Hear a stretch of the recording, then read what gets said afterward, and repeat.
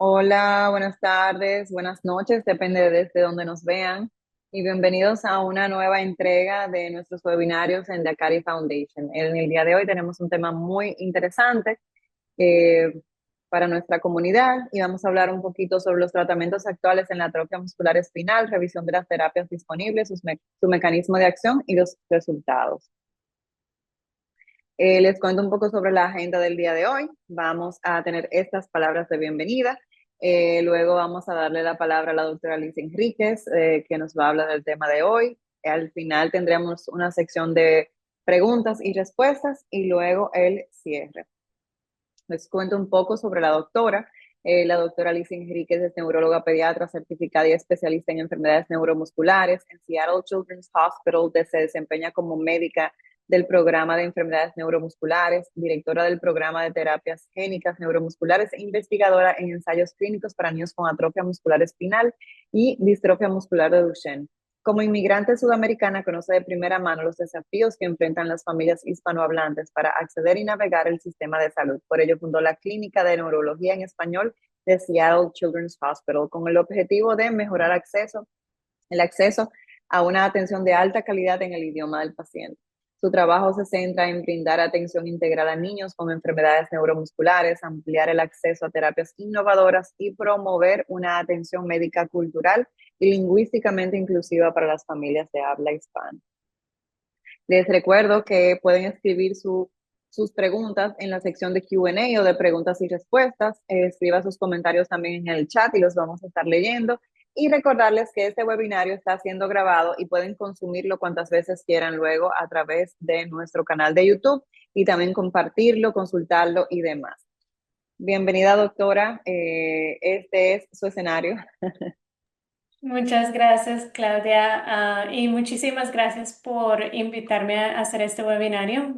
Es tan importante mantenernos informados, saber qué terapias hay disponibles, entender la enfermedad, y saber qué está pasando a futuro, qué viene a futuro para poderle dar, ya sea la persona que tiene el AME o su hijo o su hija que tenga AME, poderle dar estos tratamientos tan importantes. Bueno, de nuevo, mi nombre es Alicia Enríquez, yo soy doctora de enfermedades neuromusculares, neuróloga pediatra y llevo en Seattle ya casi 6 años trabajando en esto. Bueno, estos son mis conflictos de intereses. Yo he participado en comités asesores para varias compañías y también he hecho y estoy haciendo trabajos de investigación con compañías diferentes.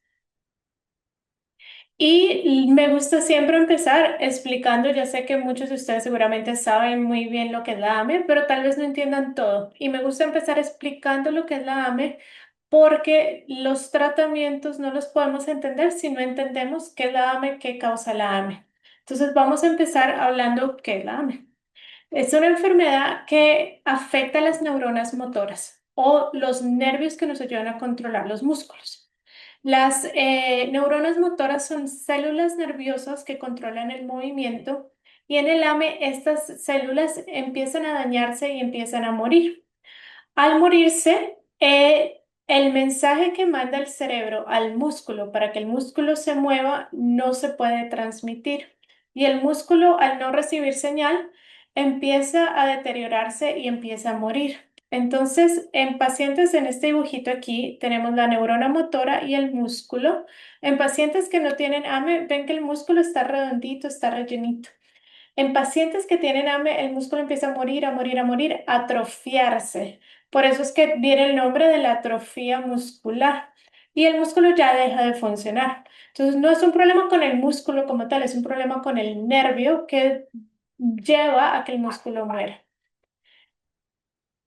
Bueno, ¿qué causa la AME? La AME es una enfermedad genética. A veces esto puede causar mucha confusión porque tengo padres que me dicen, bueno, es que yo no tengo AME, la mamá de la niña o del niño no tiene AME, ¿por qué mi niño tiene AME? Y es que nosotros tenemos dos copias de todos los genes, ¿ok? En personas que tienen una copia con AME y una copia normal, decimos que son portadores. Si mamá es portadora, no tiene la enfermedad. Si papá es portador, no tiene la enfermedad. Pero si los dos le heredan la copia que tiene AME al bebé, el bebé va a tener AME. Y por eso es que a veces tienen niños que no tienen AME porque recibieron una copia normal y niños que tienen AME porque recibieron las dos copias que tienen la enfermedad. El AME, perdón, el AME es causado por una lesión de un gen que se llama el SMN1. Este gen produce una proteína que es muy importante que se llama la SMN y esta proteína ayuda a mantener a las neuronas motoras saludables. Sin esta proteína, estas neuronas motoras empiezan a morir. Los síntomas tal vez tengan conocimiento de estos síntomas. Pueden variar entre persona y persona y más adelante les voy a explicar por qué hay tanta variedad en los síntomas. Hay personas que tal vez no notaron nada hasta que llegaron a ser adultos y de pronto notaron un poquito de debilidad al subir o bajar escaleras. Y luego tenemos bebés que nacen muy aguaditos, que no pueden respirar por sí solos o comer por sí solos. Pero todos estos síntomas son causados por la debilidad de los músculos que usamos para movernos o los músculos que usamos para respirar o para tragar. Esta debilidad también puede causar algo que se llama escoliosis, que es como una curvatura de la columna vertebral. El AME sin tratamiento, recuerden ahora tenemos varios tratamientos, pero sin tratamiento es una enfermedad que sabemos es progresiva y dependiendo de qué tan severa sea, puede progresar o muy rápido o muy lentamente. Pero el AME no afecta ninguno de los procesos mentales o afectivos o sensoriales, entonces estas personas son bastante inteligentes, pueden tener comunicación normal con las demás personas, simplemente tienen debilidad muscular. Hablé que hay personas que tienen síntomas muy leves y hay personas que tienen síntomas muy severos. Históricamente tenemos de tipo 1 a tipo 4 de la AME y esto es basado en si las personas se pueden sentar sin ayuda, si pueden llegar a caminar o si no desarrollan síntomas hasta que son adultos. Entonces la más severa es el tipo 1 en los que los bebés no llegan a sentarse y la menos severa son las que se presentan cuando son adultos. Ahora, esto ha cambiado porque tenemos tratamientos y niños que tal vez deberían ser tipo 1, que no podrían ni sentarse, ni caminar, ni comer por sí solos, ni respirar por sí solos, lo están haciendo porque están recibiendo estos tratamientos o han recibido alguno de estos tratamientos. Y la razón por la que hay tanta diferencia en cómo se presentan las personas es porque todos nosotros tenemos una copia de un gen que se llama SMN2 y podemos tener una, dos, tres o cuatro. El SMN2, este gen, también produce la misma proteína, la SMN, pero produce muy poquito. ¿Ok?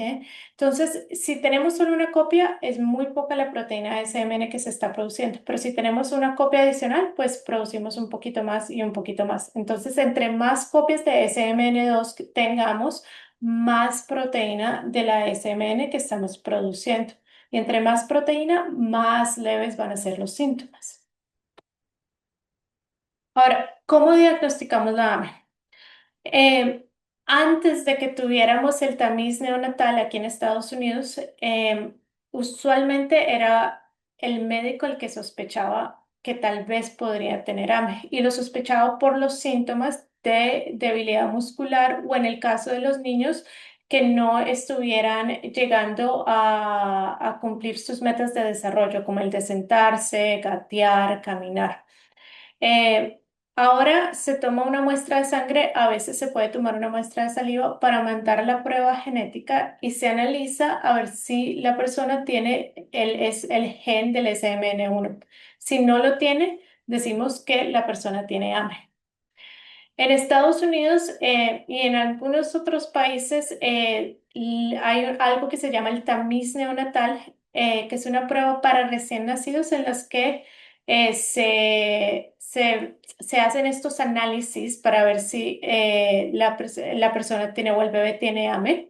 Y estamos descubriendo desde que nace el bebé si tiene AME o no. Y esto es muy importante porque sabemos que entre más temprano tratemos el AME, mejor van a responder al tratamiento. Ahora, en todos los estados en Estados Unidos, el AME es parte del tamiz neonatal. He dicho que hay tratamientos, pero no hemos hablado muy bien de los tratamientos. Sí existen tratamientos, no hay cura, pero los tratamientos funcionan muy, muy bien. Y estos son medicamentos. También hay terapias, terapia física, ocupacional. Yo puse aquí ocupacional dos veces, terapia del habla o para poder tragar. Y cuidados paliativos como apoyo nutricional o cuidado respiratorio. En esta charla nos vamos a enfocar en los medicamentos. ¿Ok? La razón por la que los medicamentos no son una cura es porque el medicamento no puede reparar ningún daño que ya se le causó a las neuronas motoras. Lo que hace el medicamento es que previene que se continúen dañando. ¿Ok? Entonces, por eso decimos, es muy importante que tan pronto tengamos un diagnóstico, empecemos el tratamiento, porque sabemos que entre más temprano empecemos el tratamiento, los resultados van a ser mejores. En personas que tal vez ya hayan tenido síntomas, de pronto adultos que no los diagnosticamos porque no existía el tamiz neonatal, igual el tratamiento puede ayudar a que la debilidad no progrese o no progrese tan rápido. También es importante saber que a pesar de que tenemos varios tratamientos, no sabemos si quién se beneficie más de cada tratamiento. No sabemos qué tratamiento es mejor que el otro, aunque sí sabemos que todos estos tratamientos de los que voy a hablar ahora funcionan muy bien. Bueno, estos son los tratamientos que han sido aprobados por la FDA en Estados Unidos. El primero fue Spinraza o Nusinersen en el 2016. En el 2019 se aprobó Zolgensma, que es la terapia génica para bebés menores de 2 años. En el 2020 se aprobó Evrysdi, que es un líquido, ahora también hay una pastilla que funciona muy parecido a Spinraza. Y el año pasado se aprobó Itvisma, que es la misma terapia génica que Zolgensma, pero en vez de ser intravenosa, es a través de una punción lumbar y es para niños mayores, perdón, de 2 años. Entonces, Zolgensma es para niños menores de 2, Itvisma es para niños mayores o adultos mayores de 2 años. Y este año, hace unos meses, se aprobó una dosis más alta de Spinraza. Es el mismo medicamento, pero la dosis es más alta. Entonces, de nuevo, aquí tenemos los cuatro medicamentos. Zolgensma y Evrysdi son terapias génicas, es el mismo tratamiento. La diferencia es la edad en la que le administramos y Zolgensma es intravenosa, Evrysdi es una punción lumbar. Los efectos secundarios son muy parecidos en los dos. Lo más común es fiebre, vómito, como si tuvieran un virus que se sientan enfermos justo después de la infusión. Pero también puede causar inflamación del hígado que puede ser grave. El Visma tiene algunos otros efectos secundarios diferentes de los cuales voy a hablar un poco más adelante. Y luego está Nusinersen y Risdiplam, que funcionan diferente. No es una transferencia génica. Lo que hace Visma, si se acuerdan que hace poco hablé que tenemos una copia, un gen que se llama el SMN2, que produce la proteína SMN, pero no la produce a niveles altos, produce muy poquito. Lo que hacen estos dos medicamentos es que aumentan la cantidad de proteína que este SMN2 gen produce. Y de esta forma aumenta los niveles de SMN. Entonces, todos estos tratamientos, el punto final es que aumentan los niveles de la proteína SMN, ya sea por transferencia génica o porque están ayudando al gen SMN2 que produzca más proteína. Bueno, lo que me gustaría hablar ahora es ¿qué tiene que pasar para que un medicamento sea aprobado? Porque muchas veces me dicen, ah, yo escuché que había este medicamento que está en un ensayo clínico, yo lo quiero para mi hijo, yo lo quiero para mi hija, yo lo quiero para mí. Pero hay muchísimos pasos para que un medicamento pueda llegar a ser aprobado. Lo primero que pasa es que hay un científico que dice, yo creo que ese medicamento puede ayudar a la AME. Entonces hacen experimentos en un laboratorio para comprobar si su teoría de que ayude es cierta. Y si demuestran que sí, que tal vez este medicamento puede ayudar a la AME, pasa a los ensayos clínicos. Ensayos clínicos voy a hablar un poco más adelante también, pero los ensayos clínicos son en humanos y se hacen para ver si el medicamento es seguro, qué efectos secundarios puede causar, pero también que para asegurarnos que sí funcione en adultos, porque en un laboratorio lo hacen con células, lo pueden hacer con animalitos, pero no lo hacen con humanos. Entonces, el propósito del ensayo clínico es hacerlo con humanos, saber si es seguro y saber si funciona. Si prueban que funciona y que es relativamente seguro, porque ahora todos los medicamentos van a tener efectos secundarios de una u otra forma, pero si se prueba que los efectos secundarios no son tan graves y que el beneficio es más alto que el riesgo, lo mandan a la FDA para determinar si le van a aprobar. La FDA es la Administración de Alimentos y Medicamentos en Estados Unidos y son los que determinan si nosotros como médicos podemos prescribir el medicamento. Ahora, todo este proceso puede tomar muchísimos años. ¿Ok? Después de que el medicamento se aprueba, ya es cuando nosotros en clínica podemos decir, bueno, te puedo prescribir el medicamento, pero aún así, en medicamentos tan nuevos, nosotros seguimos investigando con las compañías de farmacéutica para ver si el medicamento sí funciona como pensamos que va a seguir funcionando, si hay algunos efectos secundarios que tal vez no identificamos durante el ensayo clínico. Hablé un poco de ensayo clínico. Tengo muchos pacientes que me dicen, ah, es que yo no quiero que mi hijo sea, en inglés le dicen un guinea pig, como una rata de laboratorio. Y no es así. En realidad, el ensayo clínico es un medicamento que pensamos y tenemos información de que sí puede funcionar, pero no sabemos con certeza que funcione en humanos. Hay muchas fases. Hay de la fase uno a la fase 4. La fase uno es cuando investigamos si el medicamento es seguro, es lo más importante. Después de que determinamos si el medicamento es seguro, pasan a la fase 2 y 3, que es donde determina si el medicamento sí funciona para lo que queremos que funcione. Y la fase 4 es después de que el medicamento ya está aprobado para ayudar a recoger o recolectar más información sobre si el medicamento funciona y los efectos secundarios. Entonces puede ser que les prescribamos un medicamento en clínica y les digamos, ah, nos gustaría que hagan parte de un ensayo clínico.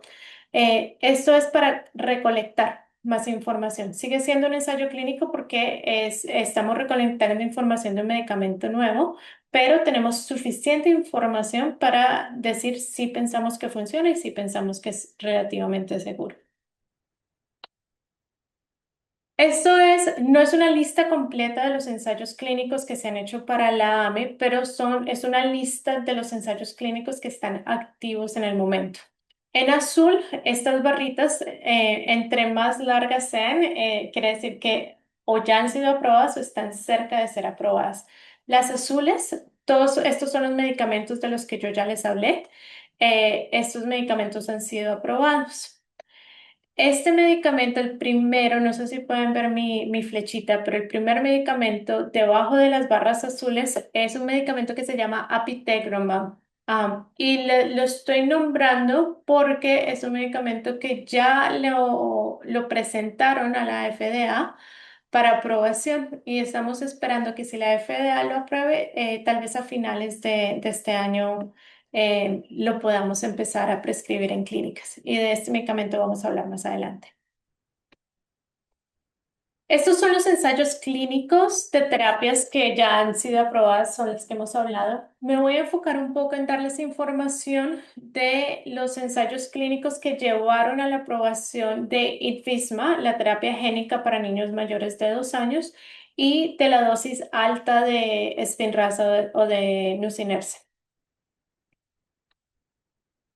Ok, empezamos con la dosis alta de nusinersen. Fue un ensayo clínico, la verdad, un poco complejo, pero compuesto de tres partes, partes A, parte B y parte C.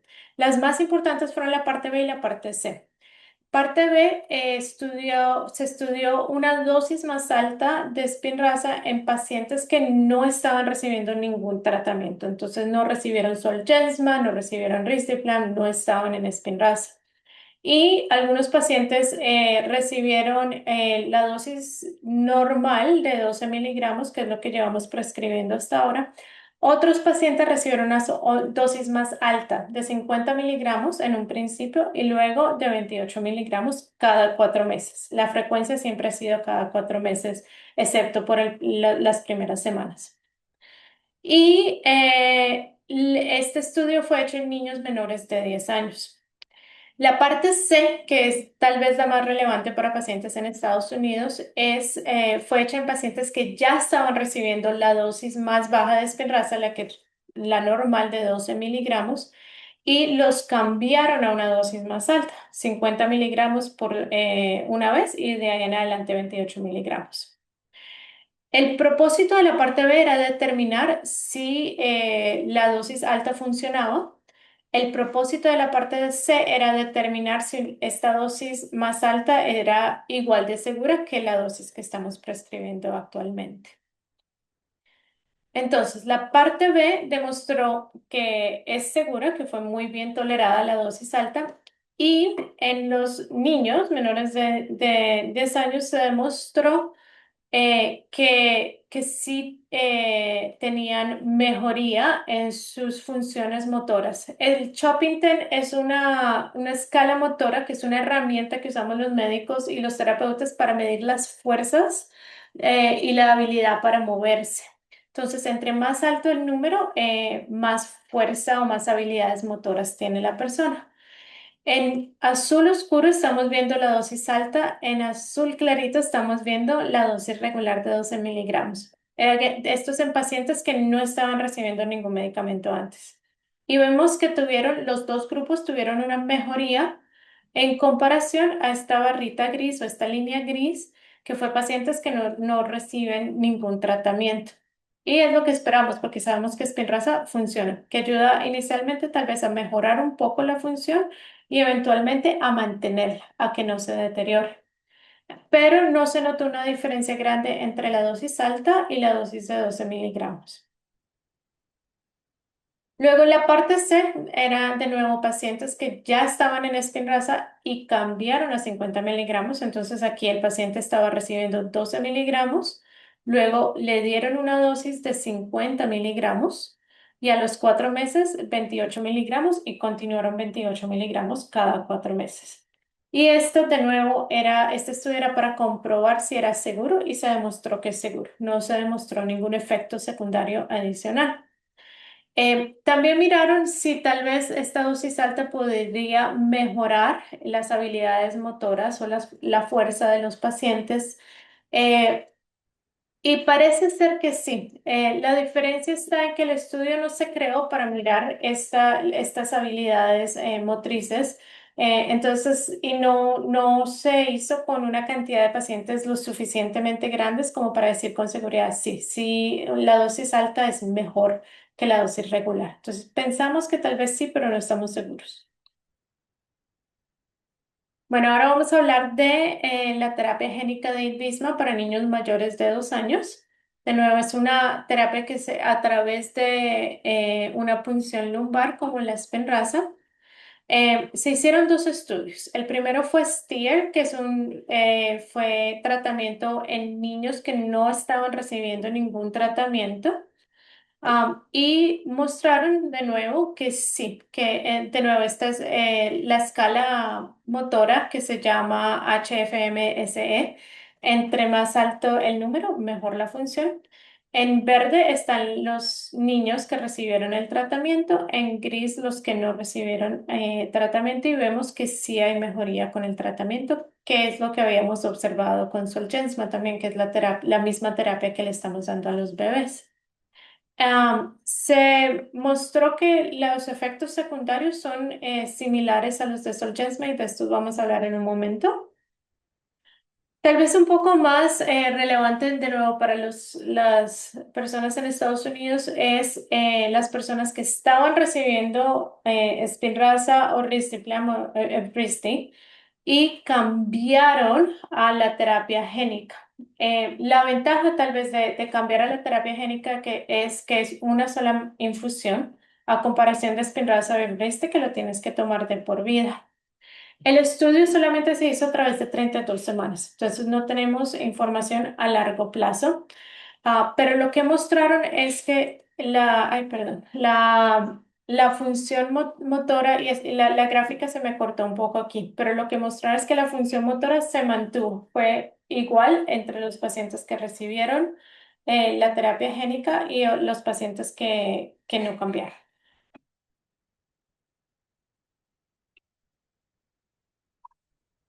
Eh, Quiero hablar un poco de los efectos secundarios de la terapia génica porque son importantes. ¿Ok? Había hablado antes de que la terapia génica en un principio puede causar, hagan de cuenta, como una gripe, fiebre, vómitos, dolor de cabeza. Esto usualmente dura unos días y la mayoría de pacientes no tienen problemas graves. He tenido pacientes que tal vez están vomitando demasiado y no pueden tomar esteroides que son requeridos para esta terapia.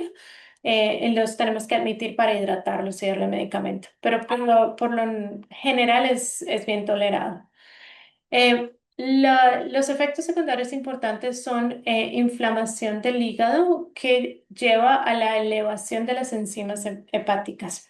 Esto en realidad lo hemos visto muy frecuentemente con Zolgensma.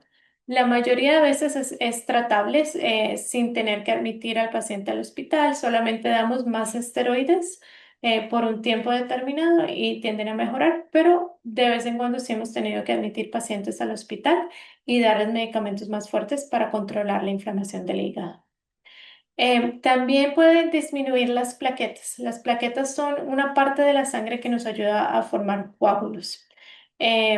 Puede elevar una proteína del corazón que se llama la troponina, aunque no hemos visto evidencia de que cause inflamación en el corazón.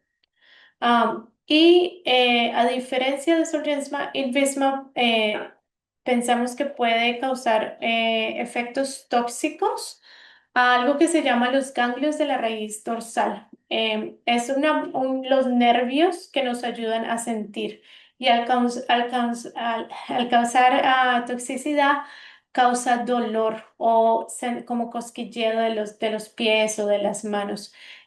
No se ha reportado muy frecuentemente, pero sí se ha reportado. Ok. Estas terapias, estos próximos ensayos están hablando de si el uso de Spinraza, en este caso más adelante de Risdiplam, después de haber recibido terapia génica con Zolgensma, es beneficiario. ¿Ok? Estos estudios en realidad han demostrado que los pacientes son, en estos casos, son bebés, porque recuerden, los pacientes que reciben Zolgensma son menores de 2 años.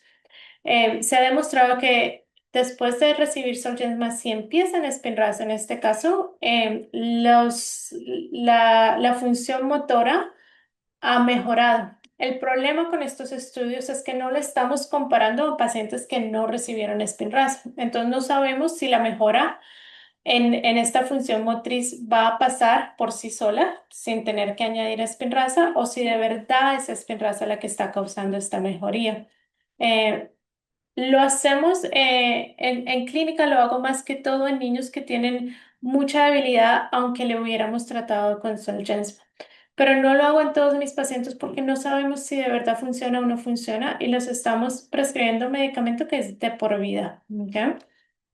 De nuevo, con Risdiplam hicieron un estudio muy parecido, mirando si dar Risdiplam después de Zolgensma causa una mejoría en la función motora. Tampoco están comparando con pacientes que no recibieron Risdiplam, entonces no tenemos punto de comparación. Los resultados de esto todavía no los tenemos.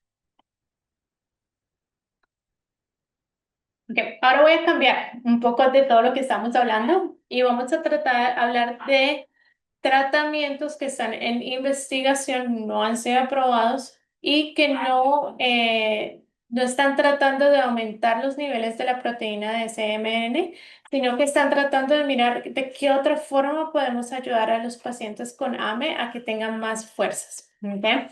Y hay varias cosas que se pueden hacer, cosas como neuroprotección o protección al daño neural, aumentar la transmisión neural. ¿Qué quiere decir esto? Tratar de que la señal que va del cerebro al nervio al músculo se amplifique. También se han investigado terapias que regeneren el nervio. La verdad, esto no ha avanzado mucho hasta el momento. Terapias de potenciación muscular, de esto les voy a explicar un poco más adelante. Esta es apitegromab, es una de ellas que había nombrado antes. Es la terapia que tal vez aprueben dentro de unos meses. Y otros tipos de modificadores genéticos. Eh, Estos son ensayos clínicos de terapias que están en investigación, pero que no han sido aprobadas. Vamos a hablar de salanersen, que es básicamente Spinraza o una molécula muy parecida a Spinraza, pero que en vez de tenerla que dar cada 4 meses, se da una vez al año. Y tienen varios estudios clínicos. Los estudios clínicos tienen nombres diferentes. Tiene Stellar 1, Stellar 2 y Solar, dependiendo de la edad del niño, si tienen síntomas. Y los resultados todavía no los tenemos. Pero en los resultados de la fase uno, recuerden que hay varias fases en los ensayos clínicos. La fase uno siendo la primera, que la idea es saber si es seguro o no es seguro, mostró que es seguro y tal vez mostró evidencia de que sí puede funcionar. Entonces todavía no tenemos información, seguramente van a pasar años antes de que tengamos estos resultados. Ok, terapia de potenciación muscular, que son inhibidores de miostatina. ¿Ok? Miostatina es una proteína que se encuentra en los músculos y todos lo tenemos. ¿Ok? Esta es una herramienta que básicamente limita qué tan grandes se van a crear los músculos. Con esto no terminamos todos como esta vaca. Esta fue una vaca que fue tratada con este medicamento, un inhibidor de miostatina. Entonces, la idea es que al bloquear la miostatina, estamos bloqueando el bloqueador. Entonces, estamos permitiendo que el músculo crezca más, ¿ok? Y se aumente el tamaño del músculo. Entonces, es muy diferente a las terapias que tenemos ahora, porque acuérdense, las terapias que tenemos ahora están tratando de aumentar los niveles de proteína SMN para evitar el daño de las neuronas motoras. Este tratamiento está tratando de ver cómo hacemos que el músculo crezca más. ¿Ok? Entonces, la idea es combinarlos, combinar ya sea terapia génica o los moduladores de SMN2, Risdiplam y Spinraza, con apitegromab para ver si tenemos mejoría en la fuerza. Este es el estudio clínico que hizo la compañía que hace este medicamento, se llama Scholar Rock. Y esto en pacientes que tienen AME. El medicamento es una infusión intravenosa que se da a través de las venas y es cada 4 semanas.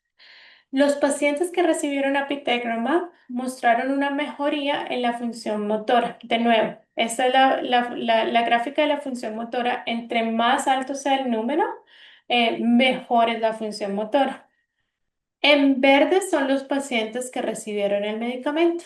En azul son los pacientes que recibieron placebo. Placebo es, haga de cuenta que en vez de recibir el medicamento, recibieron agüita con sal. No, no tenían el medicamento. Pero la idea es de que el paciente y el doctor no sepan si tiene medicamento o no, para asegurarnos que sí funciona. ¿Ok?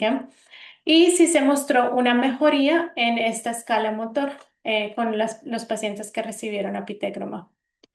Los efectos secundarios decimos que fueron similares a los pacientes que recibieron placebo.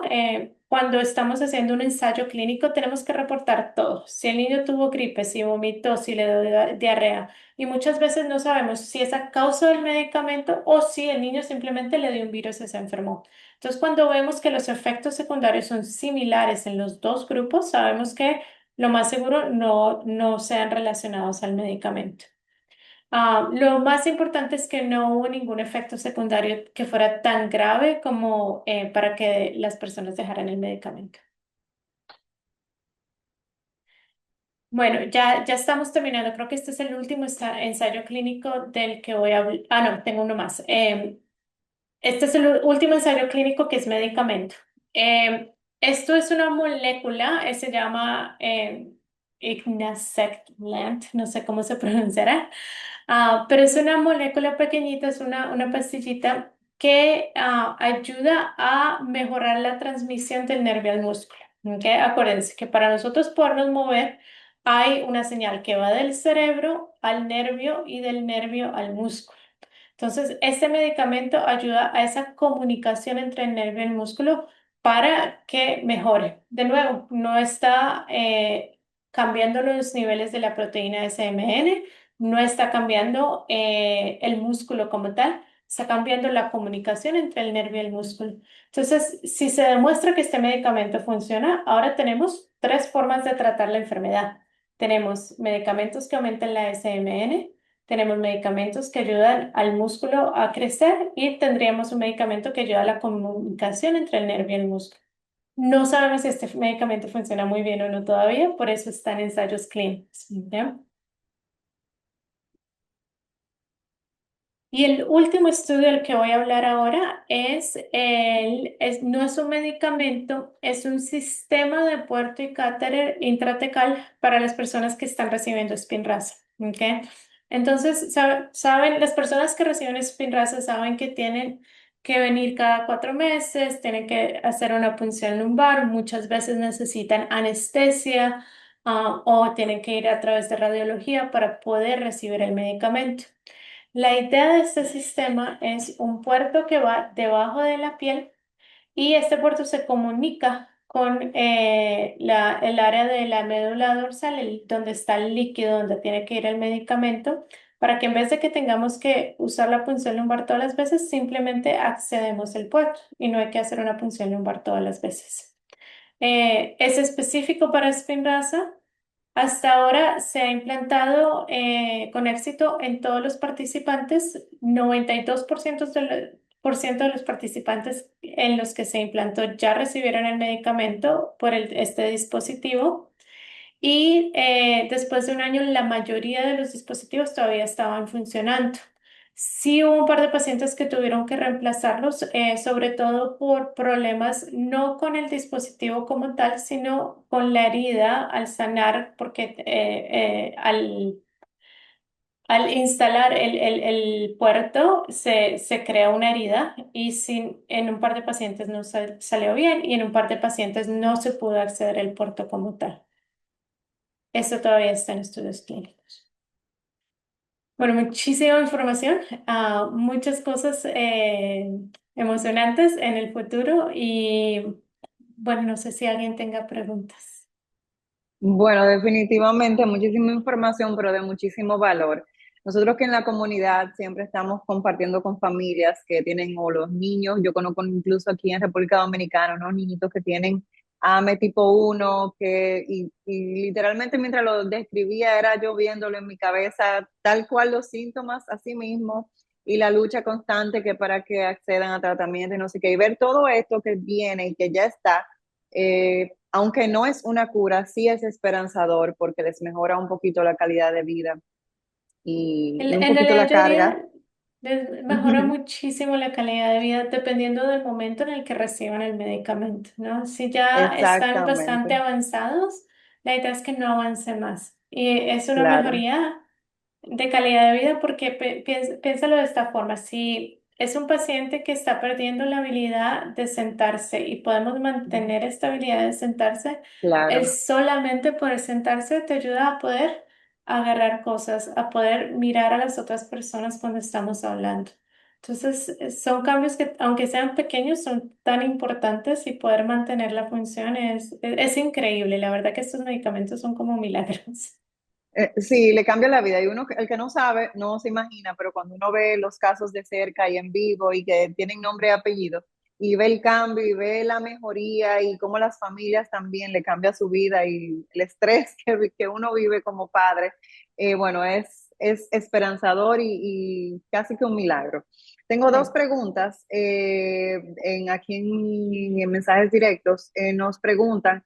¿Spinraza está disponible solamente en Estados Unidos o eso está disponible en algún otro lugar?